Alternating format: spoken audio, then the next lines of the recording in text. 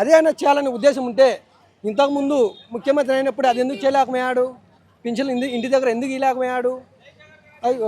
పాఠశాలలో ఎందుకు అభివృద్ధి చేయలేకపోయాడు? ఇవన్నీ కూడా జగన్మోహన్ రెడ్డి చేసిన ప్లాట్ఫామ్ మీద చంద్రబాబు నడుస్తున్నాడు తప్ప ఆయన కొత్తగా ఉద్దేశం ఏం చేయలే. ప్రతి స్కీమ్లో కూడా ఇదైతేనేమి చేనేతలనే కాదు, ప్రతి వ్యవస్థలో కూడా ఆయన చేసినంత జీరో ఏం లేదు. జగన్మోహన్ రెడ్డి గారు 100% చాలా బెటర్. నేను చాలా ఈ వయసులో కష్టపడుతున్నాను, జగన్మోహన్ రెడ్డి అన్ని నాశనం చేస్తున్నాడు, భయపెడుతున్నాడు అంటున్నారు చంద్రబాబు గారు. అంటే కష్టపెడతాడనే కదా, ఏమన్నా గడ్డబారలు మోసాడా? కష్టపడి నీకు ఏమన్నా సిమెంట్ ముడుతున్నాడా? కష్టం అంటే అది కాదండి. ప్రజల బాధలు తెలుసుకోవాలి.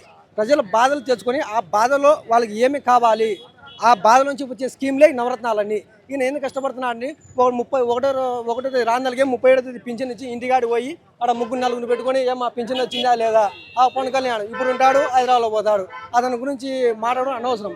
ఇట్లాంటి అన్ని సిల్లీ క్వశ్చన్స్ అంతా చెప్తా కూడా ఇట్లాంటి చంద్రబాబు పరిపాలన అయితే ఏమాత్రం లేదు. 2029లో జగన్మోహన్ రెడ్డి ముఖ్యమంత్రి కావడం 100% గ్యారంటీ.